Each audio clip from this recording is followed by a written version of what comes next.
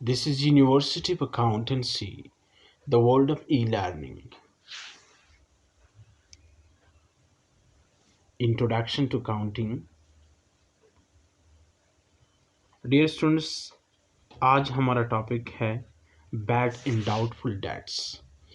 Bad and doubtful dates के बारे में हम पहले जान चुके हैं, देख चुके हैं। आज हम एक प्रॉब्लम को देखेंगे।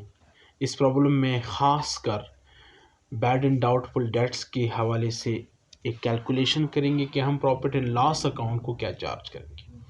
तो आते हैं वक्त ज़ाय किए बगैर क्वेश्चन की तरफ। क्वेश्चन को रीड करते हैं। आप भी ये क्वेश्चन बेशक अपने पास नोट करें या फिर वीडियो को पॉज करके स्क्रीनशॉट ले लें। The books of accounts of Najib Brothers show as on 1st January 2000 X1 receivable balance rupees 4.4 million. During the year, sales were recorded rupees 20 million. The credit sales ratio remained 0.7 throughout the year. Question ये कहता है कि Najeeb brothers का receivable balance on 1/1/2000 4.4 million है। During the year जो sales record हुई है वो 20 मिलियन, और 20 मिलियन में से क्रेडिट सेल्स का रेशो 0.7 है, यानी 70%। इसका मतलब ये है कि टोटल रिसीवेबल हमारा 1.4 मिलियन होगा। 1.4 नहीं बल्कि 14 million, sorry.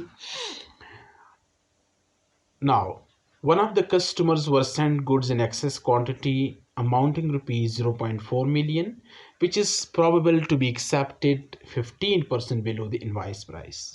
हमारे कस्टमर ऐसा था जिसको गुड्स हमने एक्सेस क्वांटिटी में भेजी हैं। बिल जो बनता था वो 0.4 मिलियन यानी 4.5 लाख। अब ये एक इशू है कि क्वांटिटी ज़्यादा क्वांटिटी में हमने गुड्स भेजी हैं, तो प्रोबेबल ये है कि शायद उससे हम 85% एक्सेप्ट करें, यानी 15% एक तरह से शायद वो हमारा डाउटफुल है कि वो हमें रिसीव हो या ना हो, या इस पर हम शायद उसको डिस्काउंट दें। इसी तरह से out of the total receivables, another customer whose balance was rupees 0.7 million was settled as 0.6 for every 1 rupee. इसका मतलब यह है कि एक और हमारा कस्टमर जिसका बैलेंस 0.75 मिलियन यानी 7.5 लाख रुपए, उसके साथ भी एक एग्रीमेंट हुआ। उस एग्रीमेंट के तहत हमने उसे 40% डिस्काउंट दिया, यानी हर 1 रुपये के बदले में हमने उससे सिर्फ 0.6 रुपीज़ लेने का एक एग्रीमेंट किया है। The management decided to create provision at 5%, which is 20% above the provision of previous year.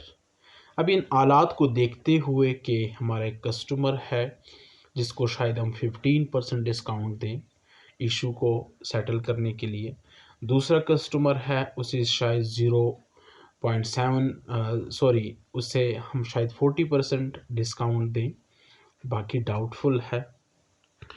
तो मैनेजमेंट ने डिसाइड किया कि ओवरऑल रिमेनिंग बैलेंस पे 5% प्रोविजनिंग करें, यानी अलाउंस क्रिएट करें। इस दफ़ा जो प्रोविजनिंग है वो पिछले साल के प्रोविजनिंग के मुकाबले में 20% अबव है।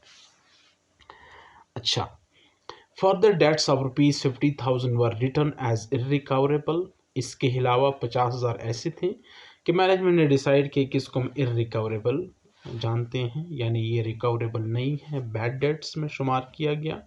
And rupees 25,000 was received from a customer being written off bad previously, और 25,000 रुपये हमारे एक कस्टमर से हमें रिसीव हुए जो कि पिछली दफ़ा हमने उससे बैड डेट्स तस्वर किया था। Now what amount will be charged to profit and loss account as bad and doubtful debts? सवाल ये है कि इस पूरे सिनारियो के अंदर अभी हम प्रॉफिट एंड लॉस अकाउंट के थ्रू कितनी amount as a bad and doubtful debts report करेंगे। ये एक अहम क्वेश्चन है स्टूडेंट्स, इसको समझना, इसको जानना बहुत ज़रूरी है। तो आते हैं कि हम इस पूरे सिनारियो को, आप फिर मैं कहूँगा स्क्रीनशॉट लें या फिर इसको नोट करें, फिर एक दफ़ा ख़ुद इसको सॉल्व करने की कोशिश करें। मैं सॉल्यूशन की तरफ चलता हूँ। अच्छा, सबसे पहले एक ये फॉर्मेट आप सामने रखें। फॉर्मेट में देखें कि हम स्पेसिफिक अलाउंस लेते हैं, स्पेसिफिक अलाउंस के साथ हम जनरल अलाउंस ऐड करते हैं।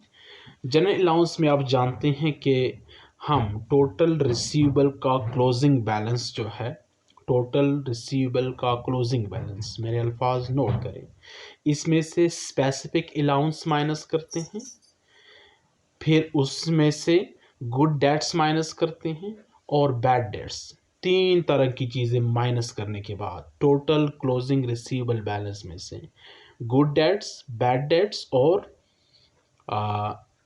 वो डेट्स जिन पे स्पेसिफिक अलाउंस हम क्रिएट कर गए, रिमेनिंग पे हम जनरल अलाउंस जो कि हमारे सिनारियो में 5% है वो अप्लाई करके जनरल अलाउंस क्रिएट करते हैं।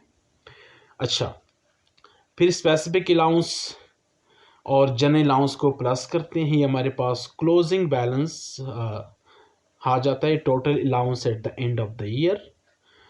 इसमें से हम ओपनिंग अलाउंस पर bad and doubtful dates minus करते हैं। फिर हमारे पास नतीजा जो आता है वो या तो इंक्रीज इन अलाउंस या decrease in allowance. Increase in allowance यानी अगर प्लस साइन के साथ है यानी पॉजिटिव फिगर है, या अगर नेगेटिव फिगर है तो ये डिक्रीज इन अलाउंस है। इंक्रीज इन अलाउंस की ट्रीटमेंट क्या है, डिक्रीज इन अलाउंस की ट्रीटमेंट क्या है, ये भी हम इंशाल्लाह किसी और वीडियो में देखेंगे। क्लास में तुम ऑलरेडी देख चुके हैं।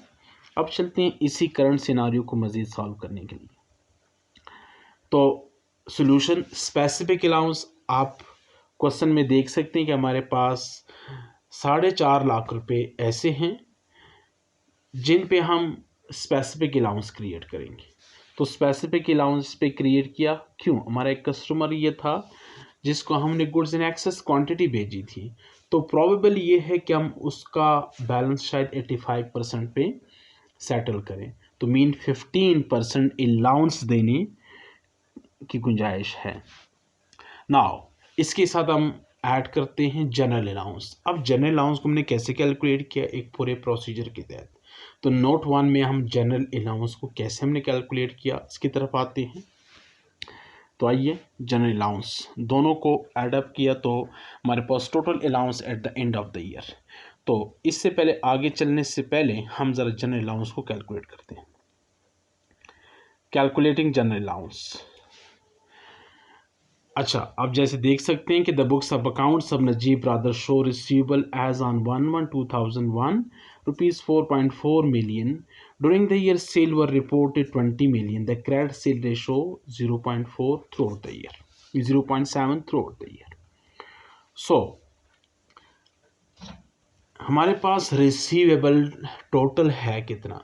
तो स्टूडेंट्स, रिसीवेबल का हमारे पास ओपनिंग बैलेंस जो है उसके साथ हम 20 मिलियन का 70% लेंगे। ओपनिंग बैलेंस हमारे पास 4.4 मिलियन और 20 मिलियन हमारी सेल है, इसका 70% क्रेडिट यानी ये भी रिसीवेबल है, तो ये कुल मिलाकर 18.4 मिलियन हमारे पास रिसीवेबल है।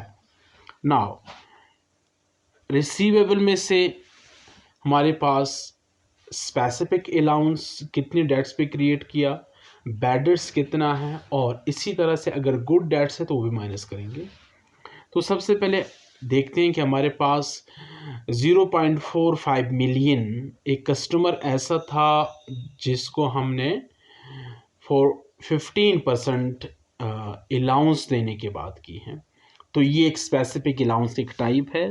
तो सबसे पहले हम ये लेस करेंगे, यानी रिसीवेबल सेटल एट 85%, तो 4.5 लाख या 0.4 मिलियन ये माइनस करेंगे। दूसरा हमारा another customer whose balance was rupees 0.75 million यानी 7.5 लाख, इसको हमने 60% पे शायद हम सेटल करें, तो ये भी माइनस करेंगे। तो स्टूडेंट्स याद रखिएगा, मैं 60% नहीं ले रहा हूँ बल्कि टोटल रिसीवेबल का बैलेंस ले रहा हूँ। तो आपने ये गलती नहीं करनी कि आप उसका वो बैलेंस लें, क्योंकि ये वो डेट्स हैं, इसको मैं इसलिए माइनस कर रहा हूँ ताकि क्योंकि इन पे स्पेसिफिक अलाउंस क्रिएट किया जा रहा है, तो ये दोनों किस्म स्पेसिफिक अलाउंस है। तीसरी किस्म के for the debt of ₹50,000 written as irrecoverable, तो ये बैड डेट्स हैं, तो ये बैड डेट्स भी हम माइनस करेंगे 50,000। अब इसके अलावा जो चीज़ माइनस करनी होती है जनरल अलाउंस क्रिएट करने के लिए, वो है गुड डेट्स। हमारे इस सिनारियो में कोई गुड डेट्स नहीं। गुड डेट्स से मुराद ये है वो डेट्स जिसके मिलने का 100% आपको यकीन हो। बहरहाल तो यूँ हमारे पास जो receivable eligible for general allowance यानी टोटल रिसीवेबल में से हमने 3 तरह के डेट्स माइनस किए, 2 स्पेसिफिक अलाउंस और 1 बैड डेट्स। गुड डेट्स नहीं है वरना वो भी हम माइनस कर दें। तो टोटल रिसीवेबल बैलेंस 17.15 मिलियन, इस पे हम जनरल अलाउंस क्रिएट करेंगे। तो जनरल अलाउंस हम 5% क्रिएट करते हैं कि the management decided to create provision at 5%। तो इस पे 5% अगर आप क्रिएट करें जनरल अलाउंस एट 5%, तो ये 8,57,500 बन है, 8,57,500। नाउ वापस आते हैं अपने पहले स्क्रीन की तरफ कि हमारे पास स्पेसिफिक अलाउंस 67,500 और जनरल अलाउंस 8,57,000 है। ये टोटल अलाउंस जो हमारे पास बन रहे हैं इस साल वो 9,25,000 हैं, 9,25,000। नाउ अब हमारे पास ओपनिंग बैलेंस क्या था। क्वेश्चन में ये बताया गया कि हमारे पास इस दफ़ा जो अलाउंस है 5%, ये पिछले साल के अलाउंस से 20% ज़्यादा है। अब पिछले साल का कितना है, तो इसका मतलब ये कि ये 9,25,000 नहीं, 8,57,000 जिस पे जनरल अलाउंस क्रिएट किया, ये दरअसल पिछले साल की बनिस्बत 120%, क्योंकि 20% इजाफा है।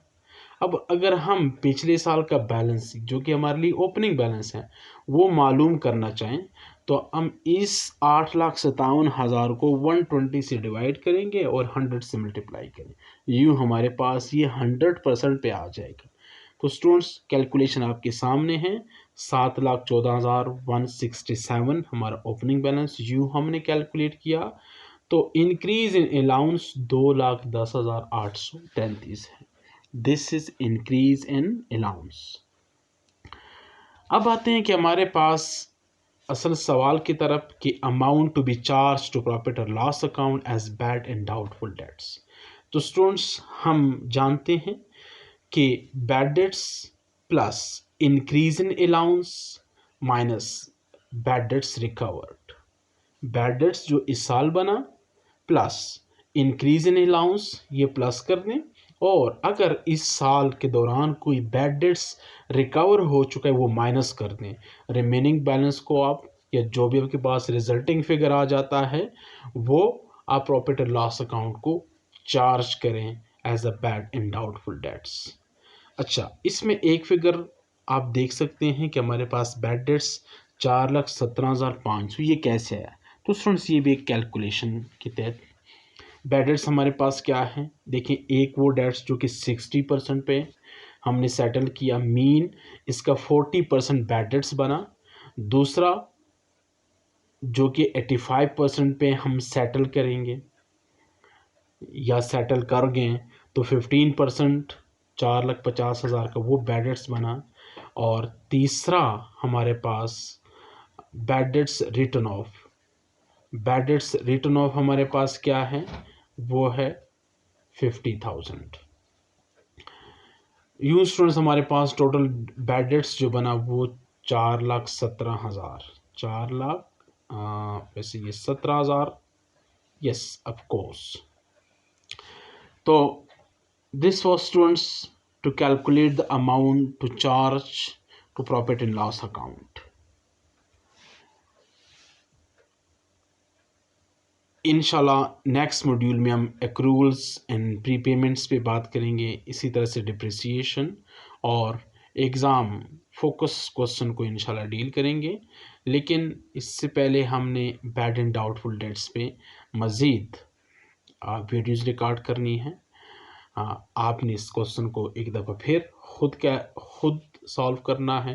हो सकता है कहीं कैलकुलेशन मिस्टेक हो, लेकिन प्रोसीजर जो आपको समझाया गया यही है। सो हमारे चैनल को देखते रहिएगा। तब तक अल्लाह हाफिज़।